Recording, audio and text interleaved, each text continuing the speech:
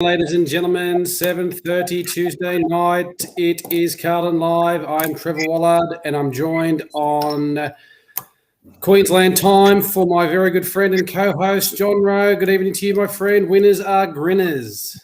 Absolutely. Yeah, I thought I got the times mixed up because you guys have just come back to from daylight saving to normal time. So I'm sitting here at 7:28, and you're not there, thinking, "What have I missed up?" Just doing my usual prep for the show, mate. You know how it is. I tell you what, I'm going to miss it actually that you guys being on daylight saving. I loved watching the footy at 6:30. That was fantastic. Mm-hmm. You know, I'd love to. I've got to move to Perth now. What's the footy at 3 or 4 o'clock in the afternoon? Why not? Oh, I love that. That was great. But anyway, back to the late nights again.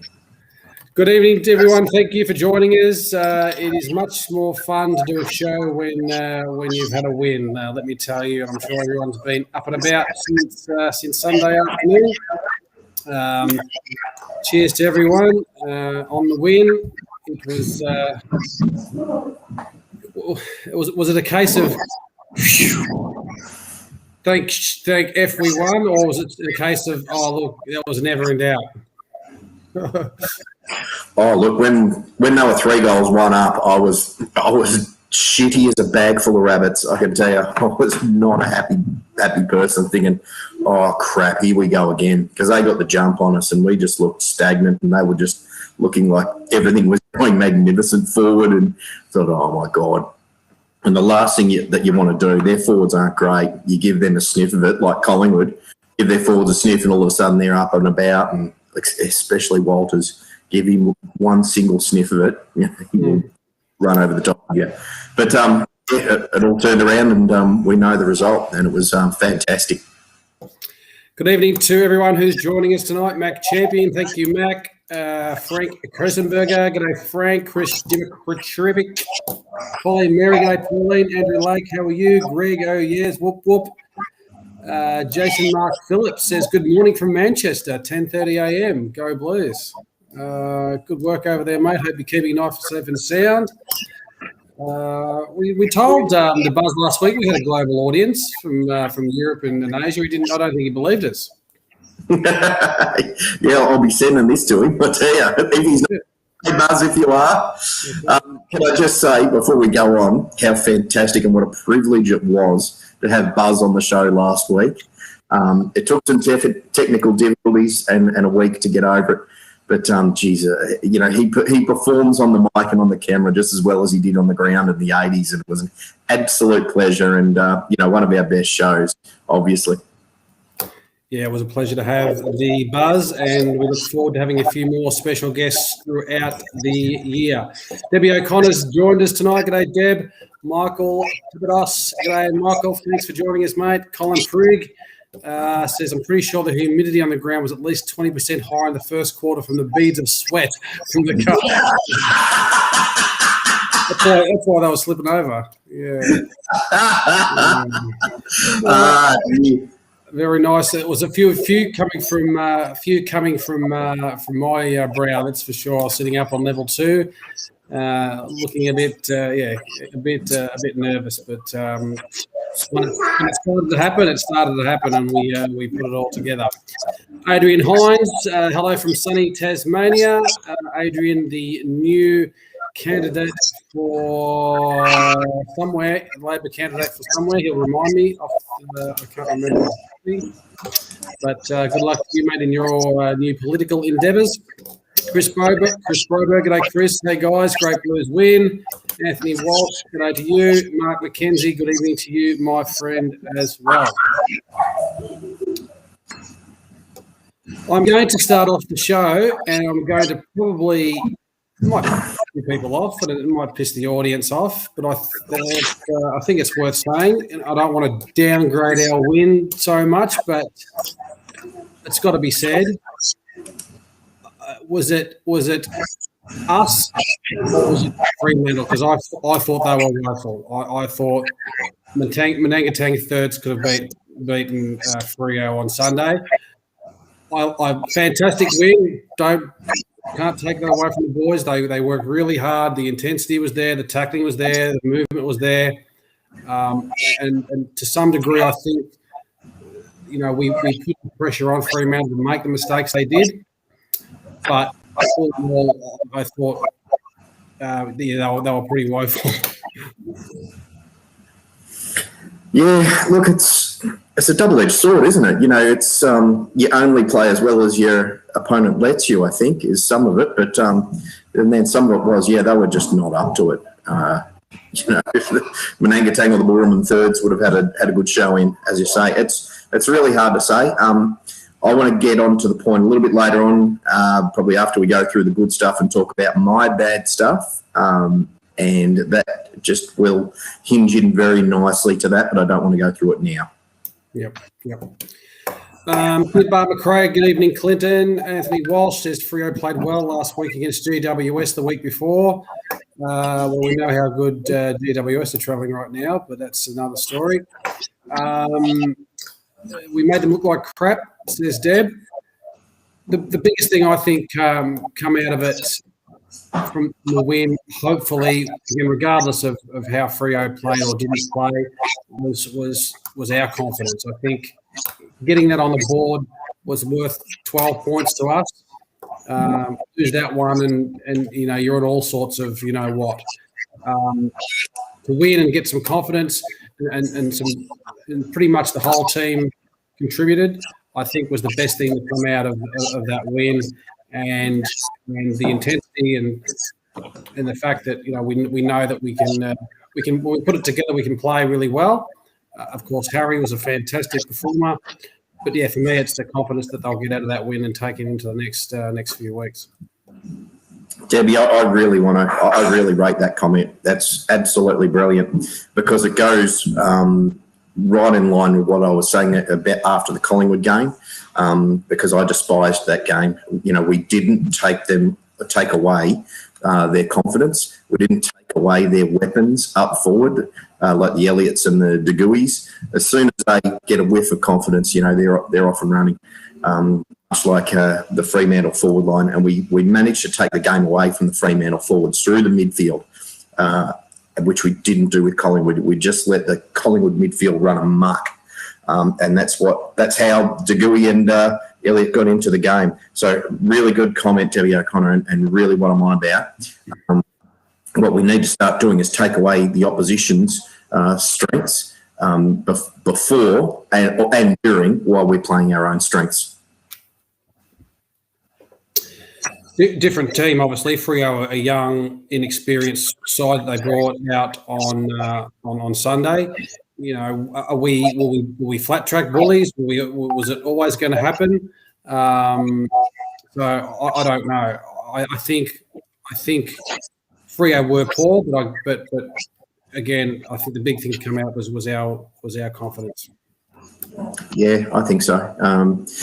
It's going to really tell against Gold Coast. Jared Witt's down. They haven't got Matty Rowell either. It's we've really got to play well this week and back it up. That's the thing, back it up. Have that same level of intensity for this game and the rest of the season. They've set the benchmark now, and so they can't go back on that now and expect to not get absolutely punished by internally and externally.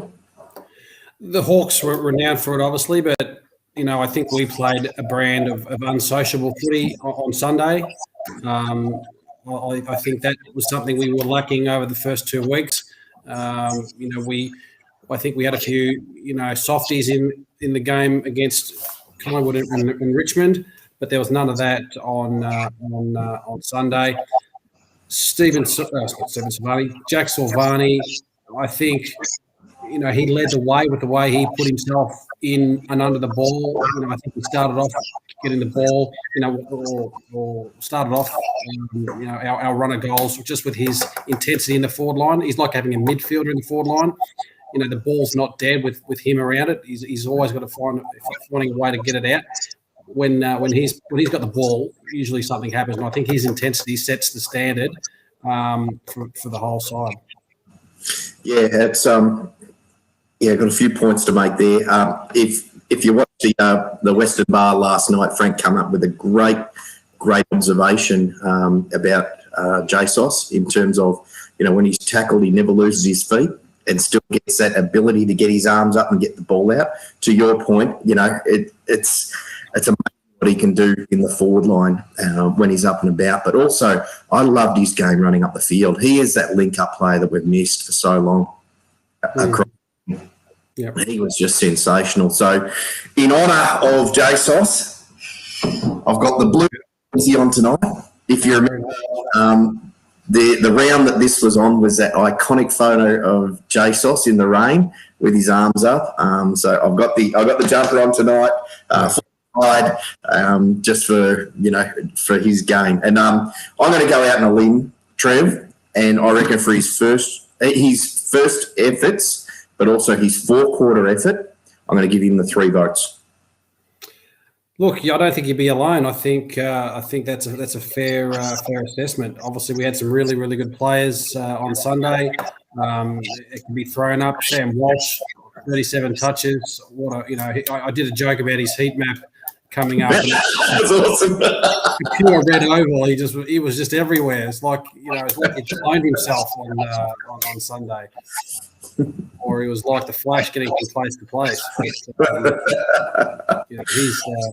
What can you say about Sam Walsh? Obviously, his fitness and his determination to get to contests makes him such a ball magnet. And maybe he snuck a couple of Brownlow votes in over on Sunday. Yeah, did you get on him at $85 this season? Well, I'd hate to see what it is now. It's probably down to 25 or something like that now. But I believe it was 26 before this week. More than 308. About $1.35 now. Pretty much. I watched the game. I was on level 2 in the Medallion Club, thanks to a very good sponsor, which I can't mention.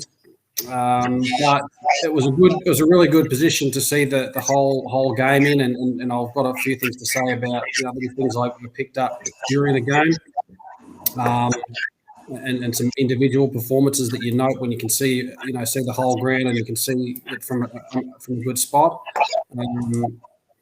There's a few people we'll call out a few comments before I get into that. Mac Chandler says JSOS is our barometer, loves the plays that like it's more than a game, loves his heart. There's that shit. I'm fair way back now. Sorry if I missed anyone's comments. Clint Butt McRae says didn't see the Mr. Plough bashes out this week. He was he cleaned up, didn't he, Mr. Plough? He just didn't look like he missed a beat. Hopefully he doesn't read any of the social media from his own supporters, but. A bad game. We all know Mr. Plough's been the scapegoat for a lot of supporters when we lose. But he had a really good game. Yeah, and Jones too wasn't he, last week? And I thought that was mystifying with Jones. I can understand the vitriol, not the vitriol, but I can understand the vitriol's never good. But I can understand the discontent with Ploughman just because of that last photo with Grundy. He needed to be dropped just for. Discipline on that. Apparently I was wrong, and so was 95% of the other people who talked about it because he was so disciplined and he was so focused this week. I don't know what's been said to him, or even if he just picked it up himself that's not on. Maybe he watched Buzz who said, yeah, no, I don't go for that. Look, and were we too quick to judge that? We see a snapshot in time of something. The opposition say something sarcastic, and it was a sarcastic smile. Who knows? I do know for one thing that a Carlton professional footballer and a player is not going to be happy about losing a game of footy. So maybe we were a bit too quick to jump on him after that little snapshot in time. It could have been anything that could have been said, or it could have been a sarcastic smile, or it could have been who knows. Yeah, look, it's we touched on it last year, and I said then, as I believe last week, it's really a mountain out of a molehill. I think that's his nervous energy. That's what he does to keep himself up, and to how he deals with situations. I don't think it's necessarily right, but I think that's he's got to become a bit more conscious of it. But I think that's his natural thing, is to deal with adversity with a big smile on the face, which some people do. We tackled this last year, and unfortunately we saw it again last week, and hopefully we don't have to see that again for the rest of the season, because we just won't lose. That's correct. A few people are mentioning Liam Jones. He was really, really dominant. Just attacked the ball, saw ball, got ball, took everything in his stride, took every mark, intercept. He was the linchpin down back on Sunday. I'm going to say yes when it was in their forward line, but I reckon the wonderful work that he did around our 50 and within that sort of 30, 40 metres within our 50, I reckon a lot of the great that he took was due to the pressure that guys like JSOS and co put on. So the ball didn't come out clean. The ball come out very rushed. And Jones, to his credit, he read where it was going to go, but I think that had a lot to do with it. So he's got a few partners in crime there. Yeah. How good was a couple of his spear deliveries into the forward line? I wanted to raise that with you too. Well done, because that first one, I laughed my ass off when was that guy from Footscray, Brad Johnson, said that's probably his best kick ever. I totally agree. That's probably the best kick I've seen in the forward line ever. Jones' kick ever. From half back, a dart into 35, 40 metres. That was just incredible. Look, overall, our delivery into the forward line, I think, was really, really good. There was the likes of Williams that was doing that, solidly. Murphy, when he got it on half forward. Obviously Walsh and JSOS, all those kind of players. The delivery into the Fogarty, which we'll talk about shortly. The delivery into Harry was really spot on Sunday. Oh yeah. Look, it was, and again, going back to last night's show, and a big shout out to Frank and Simone there. They put on a wonderful show. If you haven't seen it, go back and see it. God, it was a laugh. They had all their family over for Easter, and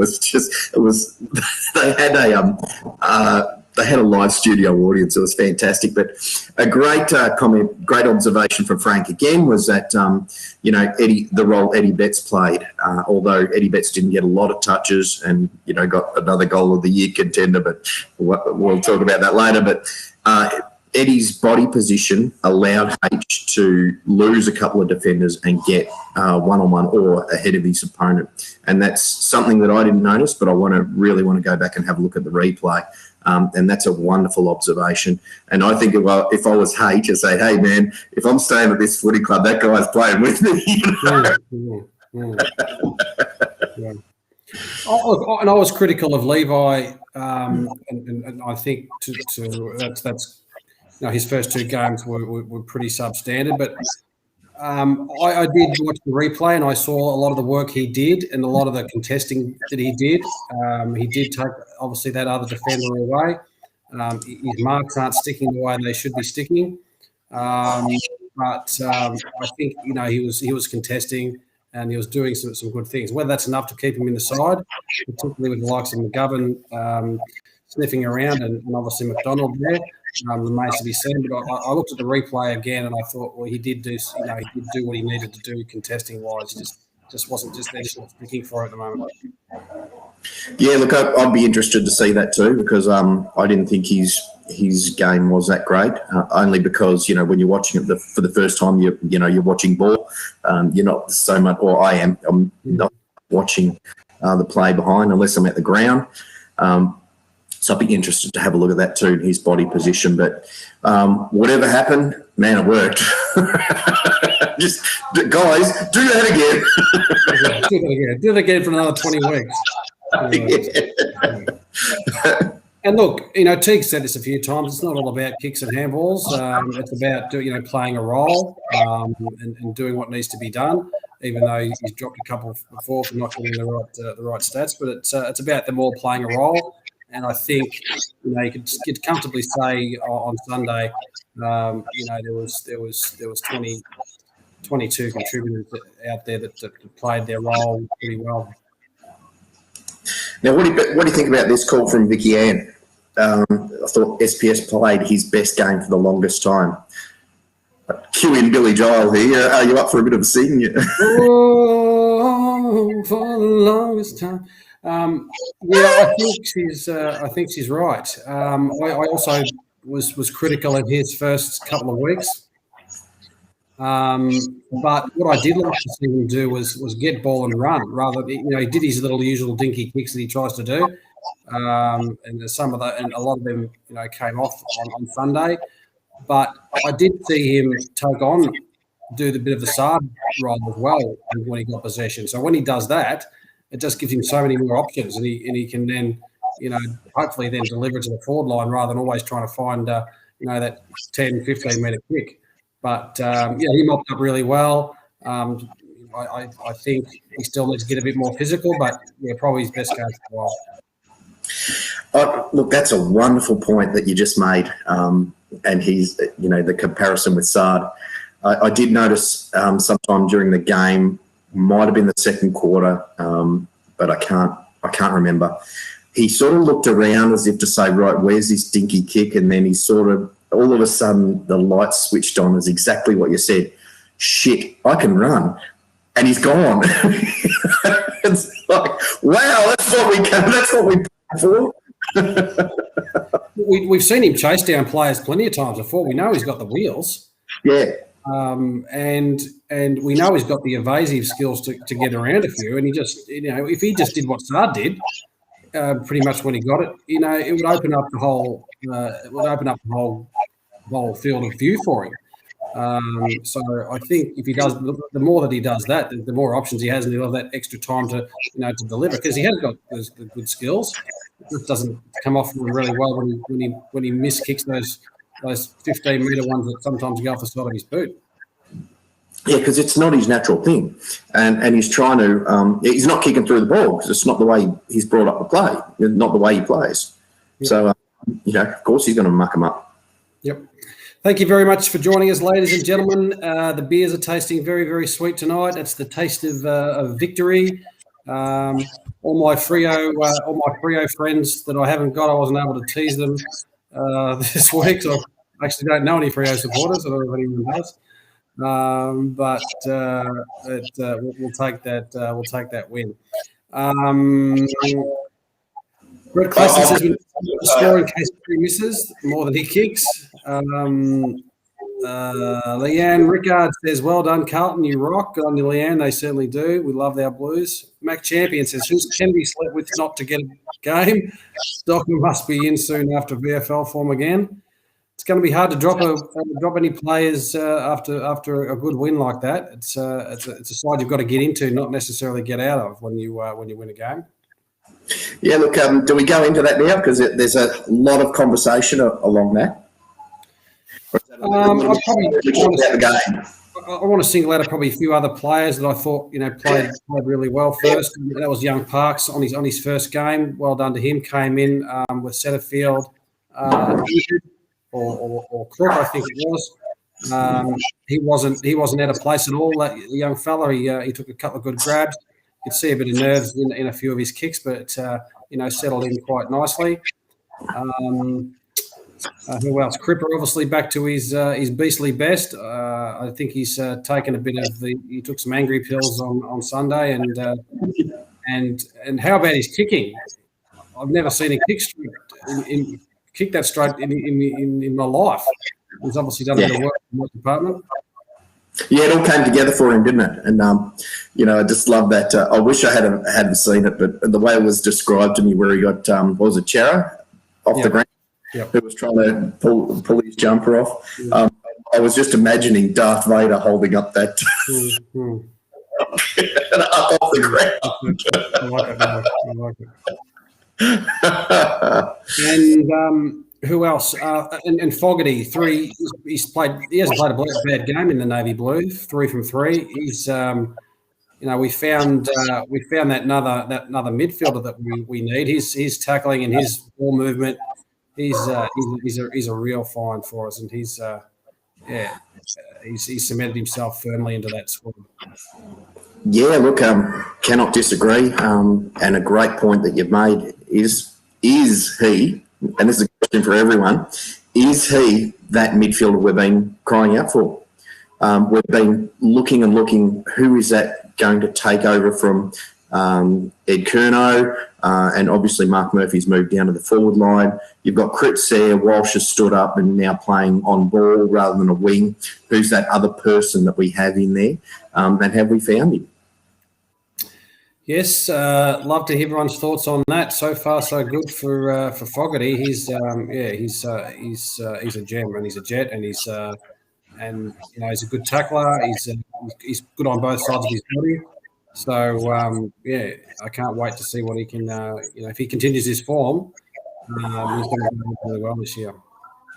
So I want to spend a bit more time on Lockie Fogarty because we obviously have the wonderful resource of Andrew, Andrew Lake, who, we were talking at dinner, what was it, late November last year before I came up. Looks like Fremantle have jumped with their sub. Yeah, and we were talking with Andrew at dinner late last year before I come up here, and he was, sort of spruiking then about how good Fogarty was because he saw him as a junior and then saw him come through the draft system. And the reason why he slipped out to 22 with Geelong is because he was ill during the combine, so wasn't able to show his wares. So he was number 22 in the same draft as Dow, O'Brien, and I believe TDK as well. And it just shows what an absolute astute pick it was by Geelong and an absolute stupid idea to get rid of him. Thanks, Kevin. So I believe that what we gave up pick 53 and we moved pick 23 to 28. I could be wrong. We still got exactly who we wanted in Durden and then Carroll. Yep. Would have gone for anyway had we had earlier picks. Yep. So I think it's a beauty. I agree with Andrew Lake's sentiment. What he said that night, that wonderful night, was that he was the best of the three big ones that we got through. And we were a little bit sceptical. You and I were a little bit sceptical. But seeing the juniors, we are only seeing very small amounts of him at Geelong. And, Andrew Lake is we won't dismiss the great man ever again, will we? That's a very stupid person to do that. But look, a fantastic win. Obviously, like I said, confidence that it will bring for the group. They needed that win. 3-0 would have just been terribly, terribly devastating for us. We've got a really good opportunity again this week against the Gold Coast. I know you'll be there. Yep. But a win to our group, means everything to get their confidence up. Yeah, well, 0-3 and it's season over. There's no two ways about it. There was even stats to say, 0 and 2, you're going to find it very, very difficult to get to a grand final, let alone finals. Yep. And so, it was absolutely essential, that win, and it's absolutely essential that we back it up, given that we've got Brisbane and we've got Port Adelaide. Other way around. Yep. Albeit in Melbourne, but two very, very tough games coming. Yep. Shane Matthews makes a good point, and if you can put that up for us, Johnny, that'd be really, really good.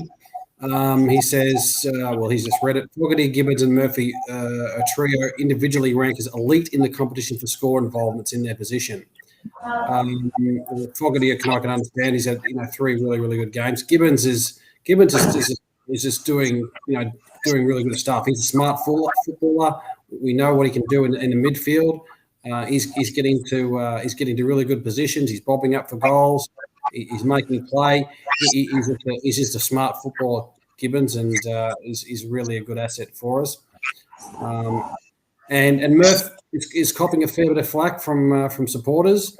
I think it's just got to be accepted now that he's not going to be throwing himself at the bottom of packs and tackling as hard as we want him to do.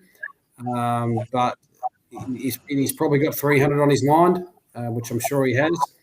But he's still playing a pretty good role when he gets the ball in his hand. Half forward is a difficult position to play because you're often sort of that, you're overlapped if there's a good kick coming through the guts, and we know that we're going through the guts a lot. But, his touches are valuable touches.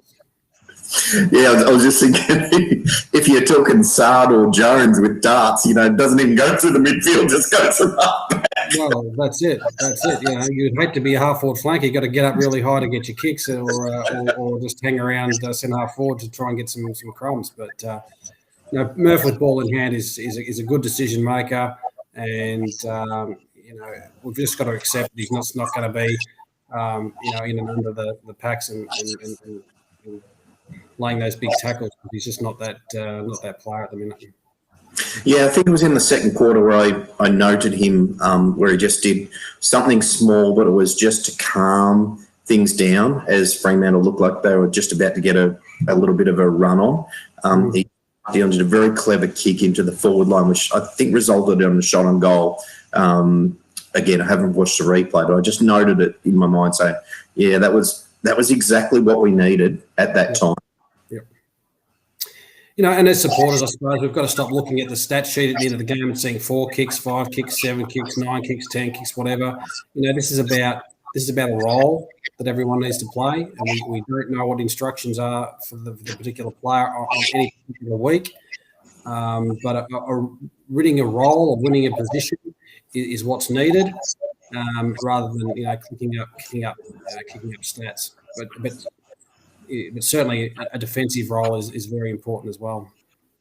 Yeah, it's interesting, Clinton. That's happened with Murph throughout his whole career, isn't it? Because he's not that big personality. He's quite shy and retiring. To us, he doesn't sort of command your attention like a lot of other players, but still just goes about his stuff. And I think because of that, he's been, really he's really got the brunt over a long period of time. Why he stayed with us, I'll never fucking know,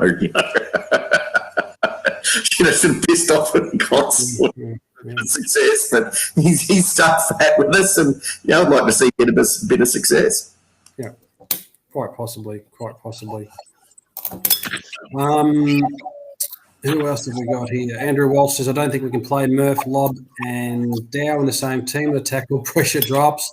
A few people saying, give Stocker a go. That's the hard question, isn't it? We talked about that last week. At what point do you say, okay, well, I'm dropping a player because maybe their form is not that fantastic, but I'm bringing a player from the twos whose form is not that fantastic just to give them a crack. Clearly, and we talked about selection. Clearly, Teague wants to back in his players more than he does wanting to drop them. We know Tommy Williamson was given the arse on Sunday,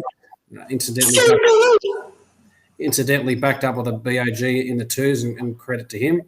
But clearly, Teague backs in his players to perform, and obviously they know more than us about the roles that they're playing, what they should and shouldn't be doing.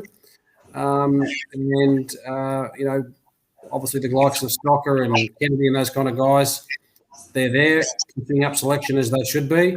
But equally, it should be incumbent on the blokes who are doing it okay in the ones to keep their spot in the back in as well. Yeah. Yep. Yeah. Unless you're really, really underperforming, and there's a couple of people who have mentioned this guy's name on the chat tonight. Dow, and he's one of the players that I did want to highlight from my vantage point. I didn't see really any physical stuff from Dow that I should have seen. He had a real opportunity to get some good touches. I didn't think he was really clean on Sunday with his pickups. I did see him not necessarily be as physical as he could be in quite a few contests. So potentially, if he's not going to do that, then someone he might have to make way for a Stocker or potentially even a Williamson coming in and playing that extra midfield role. Don't know. Well, the guru said it. That's Stocker for Dow. So you've heard it here first. We all want to see Stocker, don't we? We all want to see him. He's that player that Sauce gave the fist bump for. He's been talked up a lot, and we all want to see him. Yeah, we do. I mentioned it last week. Is I want to see the competitive beast. That's what he was always lauded for. So I wanted to see that after the Collingwood game because there was very few of them out there in the Collingwood game. So I thought it was a wonderful time to bring him in, but we did what we did and we won the game quite handsomely. But he'll get his go before too long. He's just got to sit tight a bit. Let's talk about Harry, the big H. We thought he could have got to the Big Ten, and Clint Barton-McRae's asked the question: Can he kick 10? Well, he should have bloody kicked 15 on the weekend, the silly bugger, but didn't have his full kicking boots on. But that was made for him on Sunday. The delivery into him, the high kicks right up to his leads. He was doing it all, the big Harry, and everyone's talking about him. The whole AFL community are talking about him, what he can do, and what we already knew he can do, and he's starting to put it together, isn't he?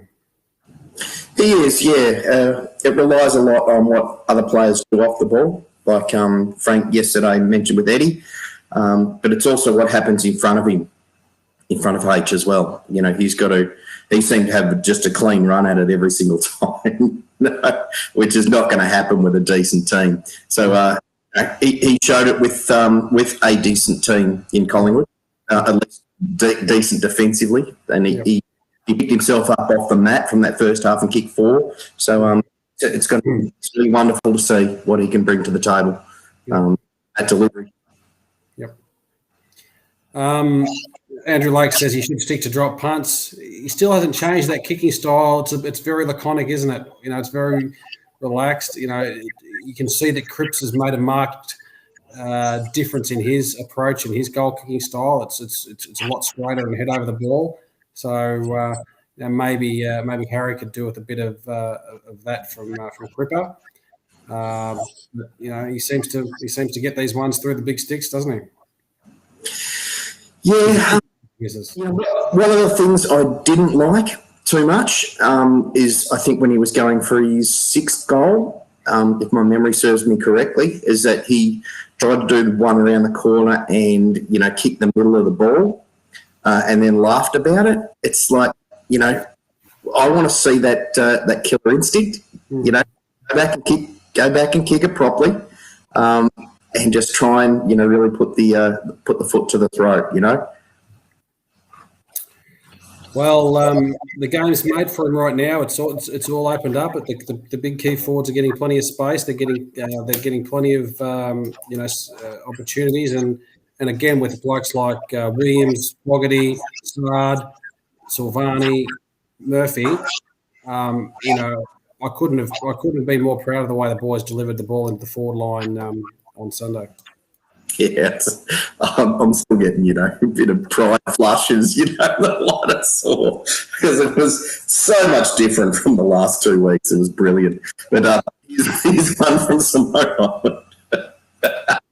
I promised I walked around Freo today with my Carlton gear on, and you're alive! It's a miracle! Good to see you're still with us, Simone. It's great to see. That's not too bad. Did you have any dirty looks, or did any trouble down at downtown Freo? Or are they all too busy sipping on their cappuccinos, not worried about too much of the result? Geez, if you had done that 30 years ago, you'd be in more trouble than a pregnant nun. You wouldn't have been seen again. Go down to Rundle Mall after an Adelaide win with the Carlton gear on and see what happens.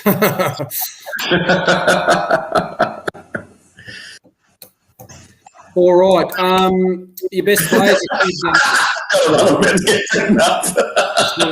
She's still in Freo. Give us your top 3, mate, and then we'll move on to this game on Saturday night.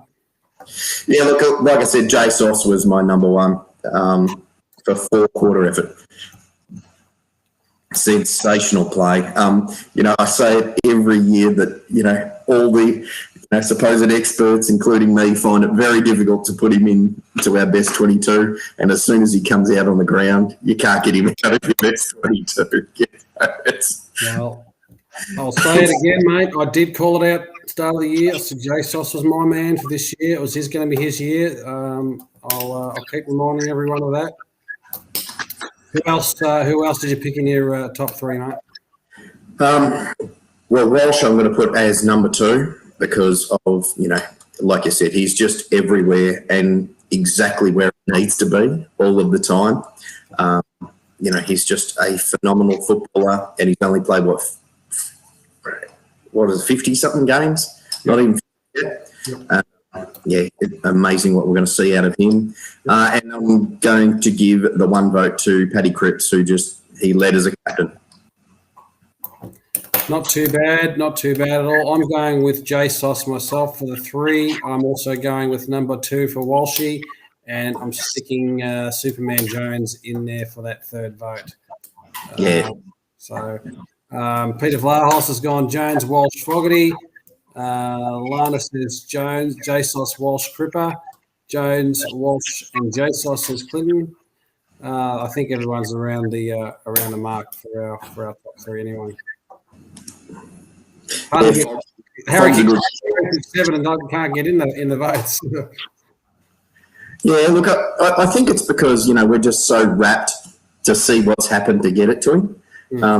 Albeit he's got to finish it off and take the marks and kick the goals, but I think we're just so rapt that it got down there. And I think as weeks progress and we see more of that from our midfield and Harry getting more opportunities, we'll start to include Harry in the votes a bit more. But I think that's what it was. We were just so shell shocked after the Collingwood game that we gave absolutely no heart in that midfield, and then you see everyone putting on a performance. It was hard not to get involved. Yep. There's definite love for H. If we went to the top 5, he'd be in there for sure. No problems about that. And what's he up to? 13 goals this year, I think. Or if you go with Simone Island's top 35 or whatever she did last night to try and not make a hard decision, top 53, I think it was. H was definitely in there. But he's number 3rd or 4th of the goal kicking. So look, do you think, Trevor and audience, that he can maintain that, or do you think he'll sort of slide off as we sort of get other targets? Well, I think he can maintain it. I think as long as he's physically able to, it's just up in his head. He knows what he can do. He knows that he's got the ability to beat any key forward with his size and strength. It's just to be. He needs to be arrogant and angry, and I saw a bit of that on Sunday.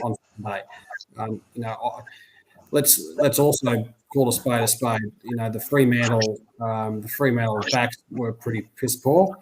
And they're missing quite a few of their best players, but still, Harry needs to maintain that. And if he maintains that arrogance and hunger, then he can definitely maintain it. And if he's getting the delivery, like we've said, then it's just going to be easy. Yeah. Look, that kind of leads into the point that is the big question mark. Trev, audience, can we back it up? Sorry, I'll just come out for 1 second. Can we back it up? Well, of course we can. It's a game that is there for the taking. Poor Freo are very undermanned right now. They just lost their captain Jared Witts to an ACL. Poor bugger. But it's not. Can we back it up? It's we have to and we should back it up. And if we played the kind of football that we played on Sunday against Collingwood and even Richmond, and this is something we've said a lot, that our best footy is right up there and our best intensity is right up there. And we know and we've seen across the competition that intensity and tackling can beat and knock off teams. We've seen Richmond do it. The young Swans are just having a crack and getting in there. They knocked off Richmond, which we had the opportunity. Yep. We're seeing St Kilda thinking they're superstars. They're going back to their 70s and 80s nightclub days, reading too much of the Truth newspaper how good they are. and they're getting spanked. So I'm glad you missed out on Hill. Yeah, there you go. That's the thing, reading too much of their own Instagram posts. That's what's happening, and it's Carlton's got to play that hard, unsociable footy every week, and they'll get rolled. Otherwise, they'll get rolled. So, and the same will be against Gold Coast if they think, oh well, our shit doesn't stink because we beat an undermanned young Freo side. We're going to have a walk-up start. Then they're going to get slapped around. I don't care who you're playing. I don't care if it's North Melbourne you're going to get playing. They'll get slapped around.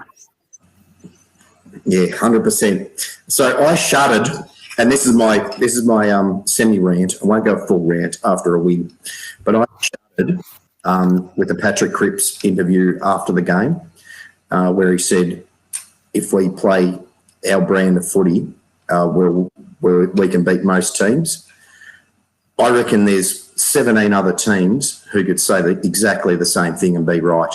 Yep. It's what you do when the opposition's got a run on and how you let them play. Mm-hmm. I think for the first 2 weeks, particularly against Collingwood, we tried an absolute shootout and say, we're better than you. Mm-hmm. Taking out their big guns and then playing the style of football that we need to. I think we're horrible with that at Collingwood. If we keep going with that attitude, we're better than everyone else with our game, we will be bottom 4 team. If we do what Richmond does and take out, they didn't do it against Sydney, obviously. I think they took that a bit lightly, but, they take out the strengths of other teams and then just crush you, just roll over the top of you. Yep. That's what we need to become. So we need to get out of this mindset of it's all about us. We need to be looking at now. I don't know if they do this internally, but the outward messaging is wrong. It sounds like they're not doing any homework on their opponent whatsoever, and they're not taking out their strengths, like I said, to be able to win the game. That is what wins you premierships. There's my red.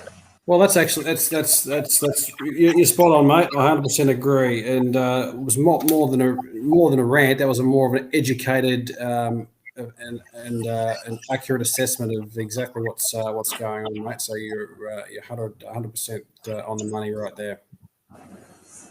Thank you. I'll get into a rant later, just some random idiotic rant. No, it's amazing to talk footy, especially to all of our friends out there in our audience. We love it, and it's much easier to talk footy when we win. We get sick and tired of bloody fronting up every week, no doubt, as you guys do after a loss. We really love having a chat to all of you guys, especially after a win. So thank you very much for joining us.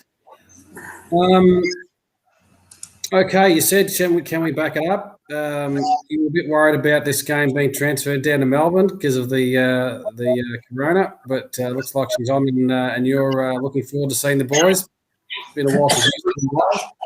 It's the only game I'll probably get to see this season because not going to have too much of a chance to travel interstate this season, particularly with the Rona. You don't want to be stuck someone 2 states away from your family when it all sort of flares up. So probably be the only game I get to see, apart from the twos when they come up to Gold Coast and Aspley and things like that. So, yeah, I'm dead set looking forward to it. Like I joked about during the week, we've had that much rain. I'm kayaking down the freeway to get there. Whatever works, mate. But, yeah, got the tickets already. COVID's really subsided now in Brisbane, so we should be good to go. Fantastic.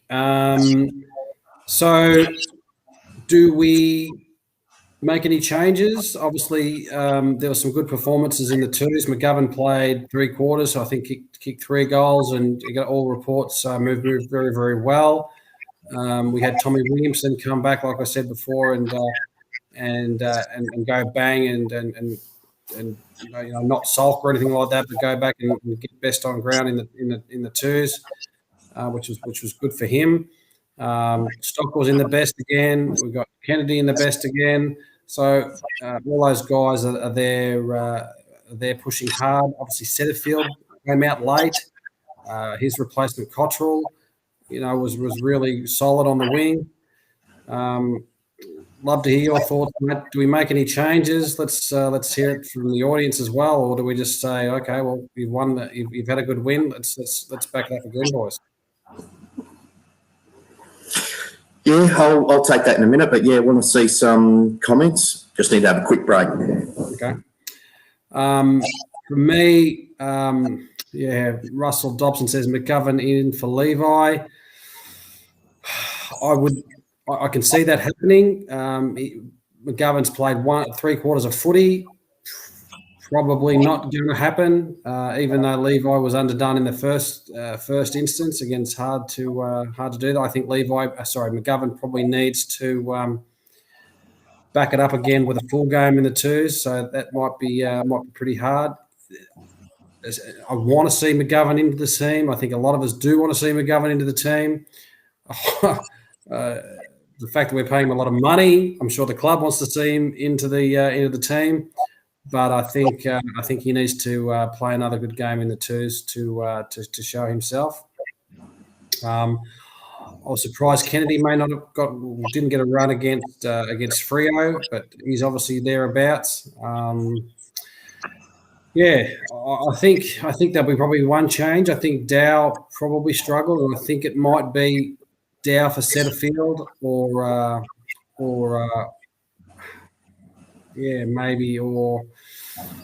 Kennedy.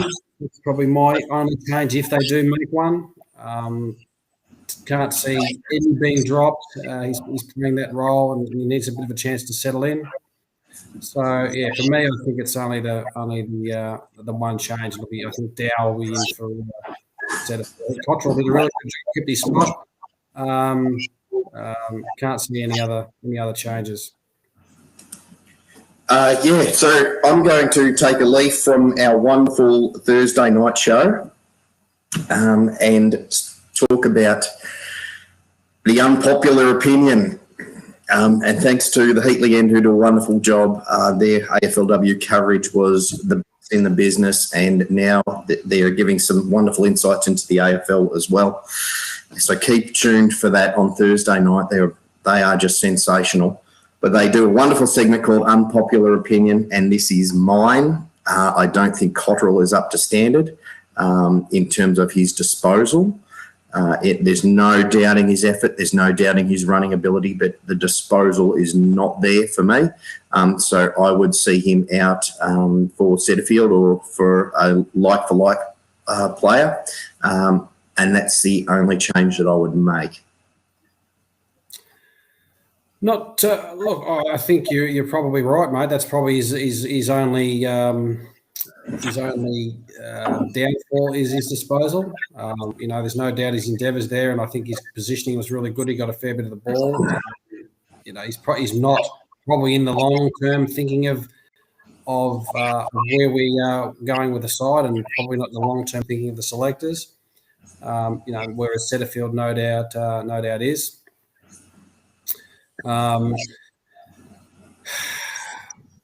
Whether they drop him after that performance, but you really have to get Setterfield in, don't you? Because he's although Setterfield himself hasn't set the world on fire in his first two games. Sorry, mate, I cut you off, but for me, it's an unchanged lineup pre-illness. Okay.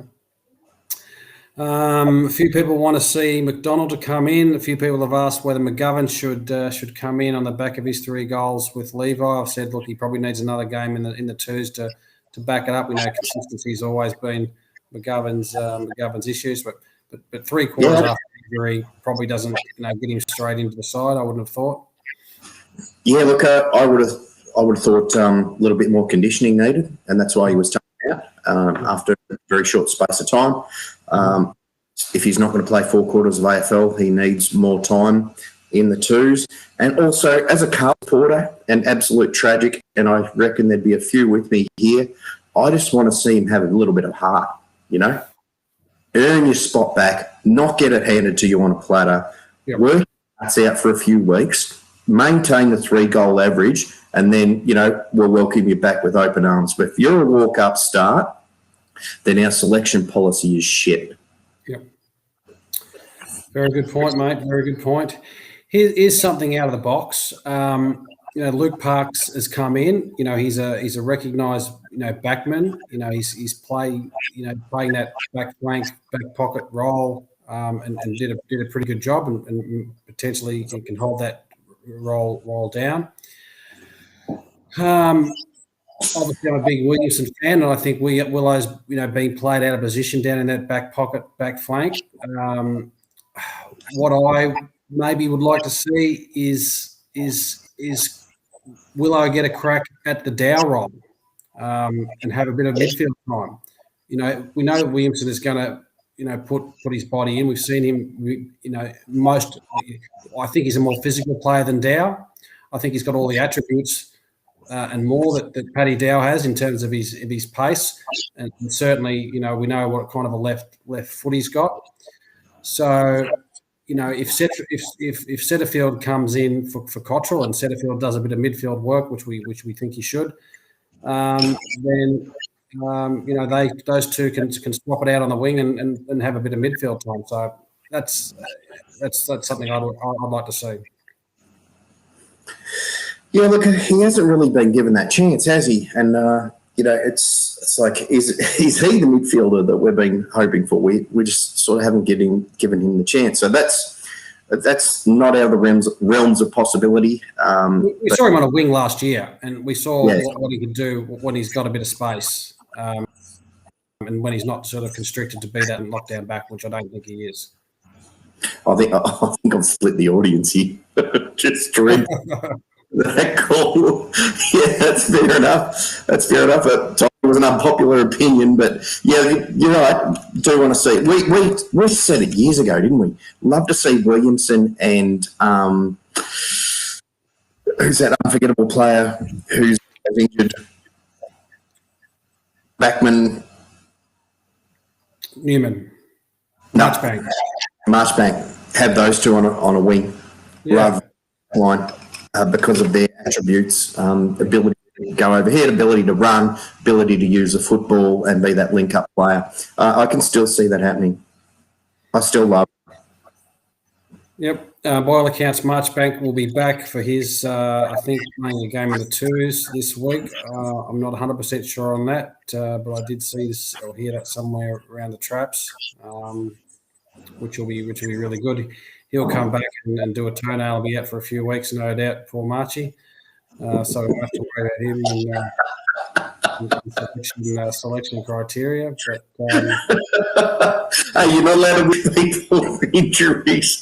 God, I got absolutely killed one day. I know. I remember that. Yeah. Look, winning gives open up all sorts of conversations and possibilities, and you talk about that, and you talk about, you know, we're back on a high again, and the lift is back, you know, fantastic again. It's amazing what happens in a week. We forget the doom and gloom that's happened in the first 2 weeks, and but you know, I think we probably needed this one to calm our nerves down a bit. But let's get to our audience. Rob Galliaccio. Sorry, Rob. Thoughts on Cunningham back on the wing or running through the midfield in a rotation? I don't think we'll see Cunningham. First, he's injured. I think we heard himself. He said, "You know what? I don't think we'll see Cunningham in the seniors again." About that, I don't know if that's popular, but I don't see him come in again. We gave him a 3-year contract, and that was premature. But there's too many ahead of him. Yeah, I think so at the moment. And as much as I love him, he's just either injured or inconsistent. or one to the other. Yep. And it's sad to say because we know what he's got. He's a bit of a flash in the pan for Cunners. You know, he's not going to get in the midfield now with people like Setterfield and Fogarty there and Williams there. So you know, he's got to wait patiently potentially till Murph retires to maybe get a half forward spot. Hey, you've just come up with a great point. Cunningham is what we really wanted, and we've got Fogarty now who's doing that role. Yep. That's what we wanted to see out of Cunningham. Yep. That half forward role, push into the midfield, have an impact both ways. Yep. Yeah, I'm with you. Sean Costello says, let's give up on Cunners. I've drawn a line for him. I think we're going to have to cut our losses on for Cunners. He just hasn't done it what we need to do consistently. Mac Champion. Yeah, so I'll just put it down now. Trevor Wallard has made the call that Cunners is not up to it. He's out. So if you're a betting person, $100 on Cunners to win a Brownlow next year. Yeah. I haven't been too bad on my prediction. That's pretty nasty. That's pretty harsh. And I didn't say his career. And I didn't say he wasn't up to it. I said I don't think I'll see him in a Carlton senior team ever again. You know, some of these players get moved on and they do okay in their next side. I think he's got some good attributes, and I think he would get picked up if he was to get flicked by Carlton. But I just don't think I'll see him again. Yeah, just having a crack, mate. O'Brien is probably another one. You know, this wasn't supposed to be let's do a list management show, but there's a few things turn into it.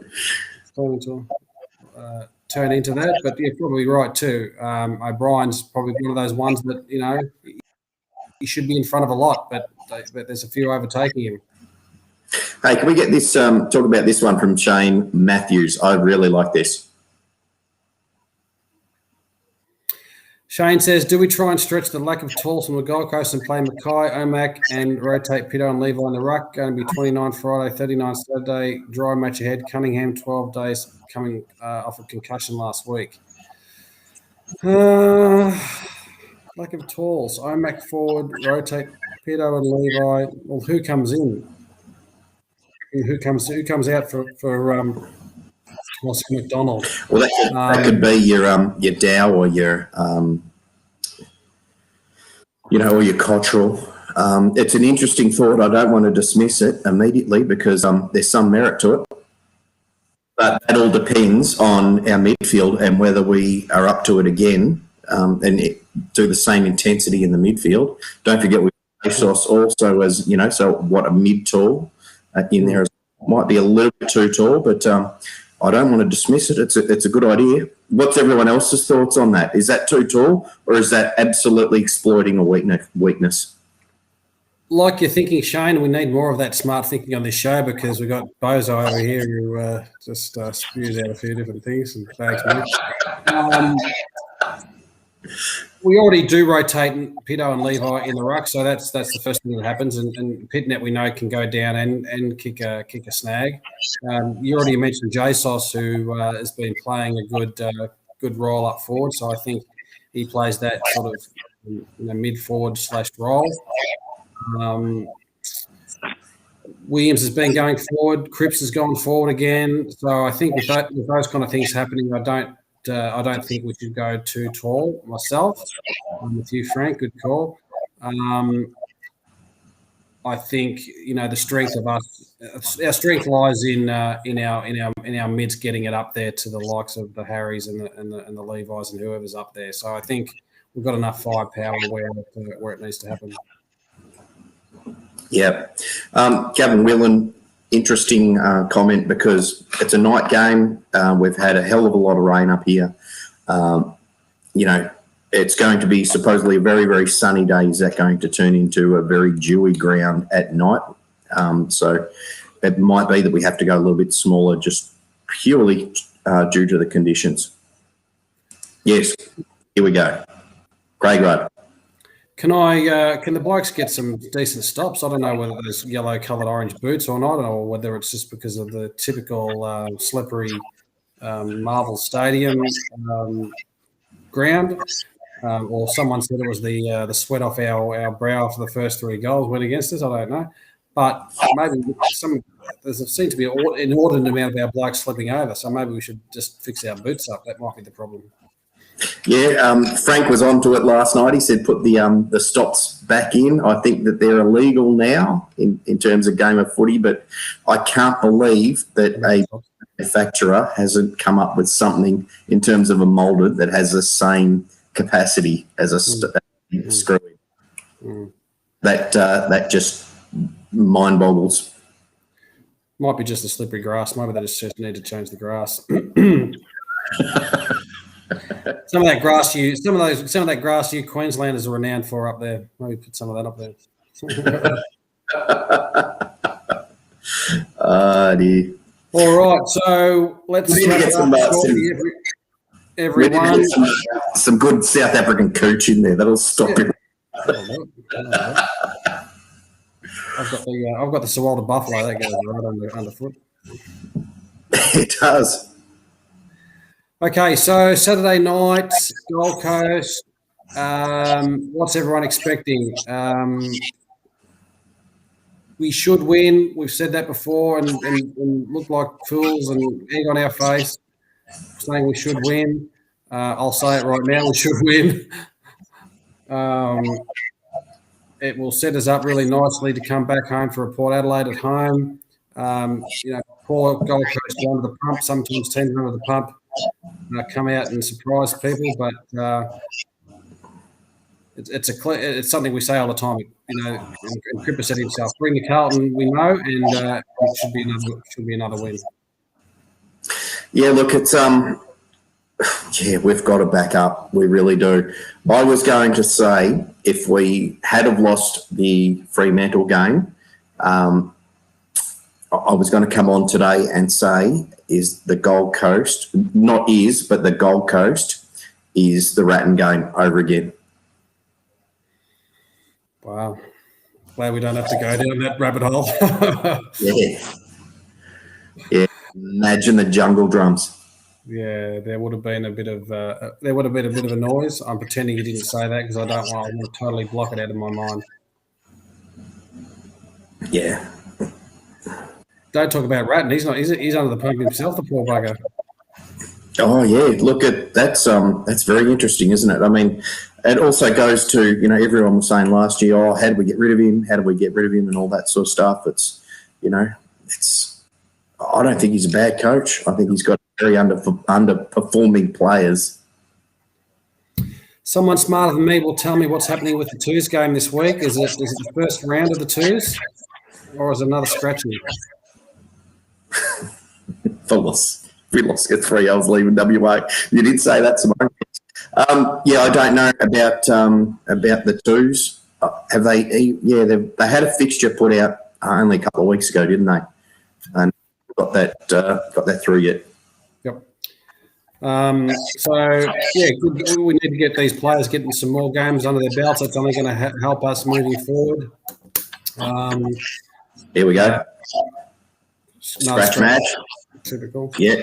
So it'd be nice to see, McGovern get some more touch. April 17, jeepers. Nice to see McGovern get some more touch. Stocker, we've still got plenty of time for Stocker. Let's just not get him in for the sake of it.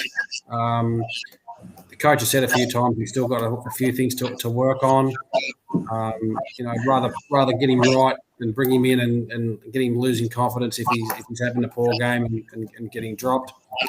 Let's do what Teague's done and back in the players that had a crack.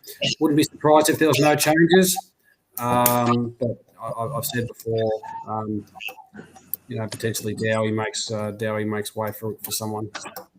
Yeah, I could see that happening too. But I think they'll be conservative in their approach. I think if there's any change, it'll be Cotterill for my man. And look, I'm going to say we're going to win by a similar margin that we did against Freo.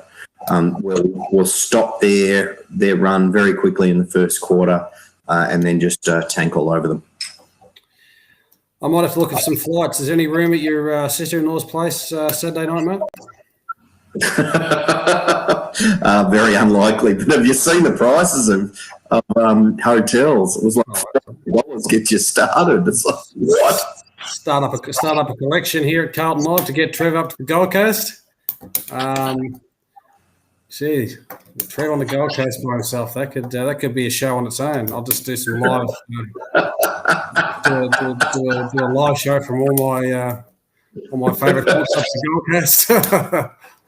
Come back a year later with your kids and, Daddy, why is that town calling you Daddy?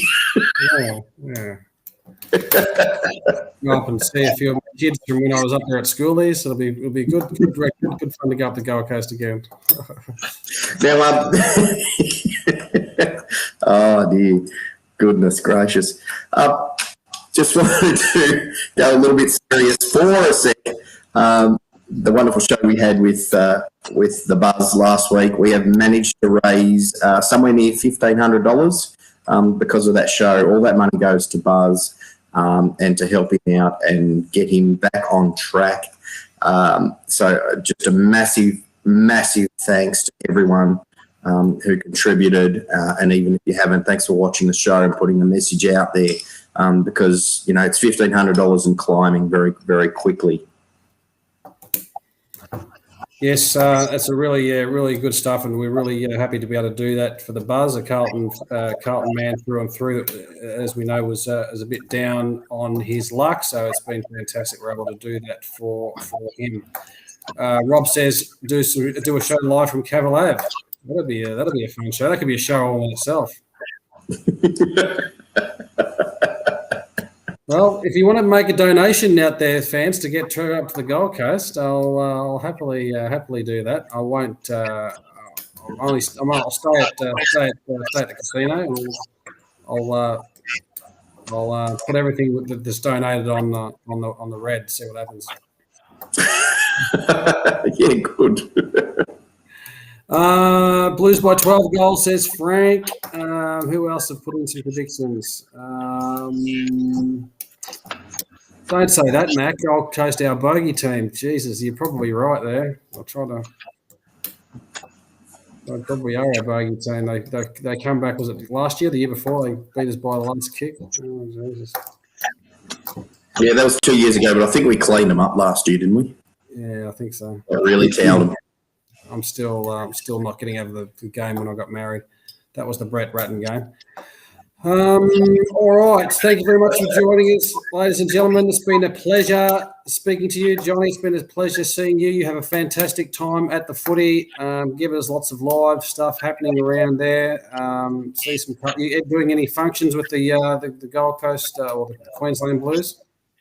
Yeah, unfortunately, the function got cancelled, and my heart out to the Queensland supporters group. They planned it for so long. They had so much going, and then COVID just stuffed it because of the particular, the restrictions are until the 15th here. So it really did put problems on the particular venue that they had. And my heart goes out. I'm really, really hoping that we all get together in the pub before the game, and I'm, let's try and get that going. But, hats off to the Queensland supporters group, and I will have a great time, albeit, with COVID restrictions, I'll have to drink a beer under the mask again. You'd be good, Johnny. I'm worried about you on the Gold Coast, so, just stay clear of all that crazy stuff. You're not you're getting on in years now. Yeah, look, my lovely wife is with me, and we'll be going to the game together. So, good to see. Yeah, semi-behaved. Good to see. All right, it's been a fantastic show. Thank you very much for joining us, everyone. Really, really appreciate your comments, and it's been awesome. There's been some really smart people on tonight's show. I don't know what's going on. We obviously recruited them from the Western Bar last night. Yes, they did. Get on that on a Monday night. It was an absolute riot last night. I so much enjoyed it. And get on board with the Thursday night as well with the Heatley end. They are two of the best in the business, and we are absolutely lucky to have them. And get on Twitter and donate Trevor's Gold Coast Trip Fund, hashtag get Trev to the Gold Coast in 4 days. And if you want any more Buzz merchandise, still available at Carlton Live Shop. I'm putting it up there now. And you can still get hold of a great print of the 1981-82 marks. Good stuff, Johnny. Well done on that one. Thank you very much, everyone. Good to talk to you. We will see you next Tuesday night after we beat the Gold Coast by 99 points and Harry kicks a big 15-goal bag. Cheers, guys. Thank you.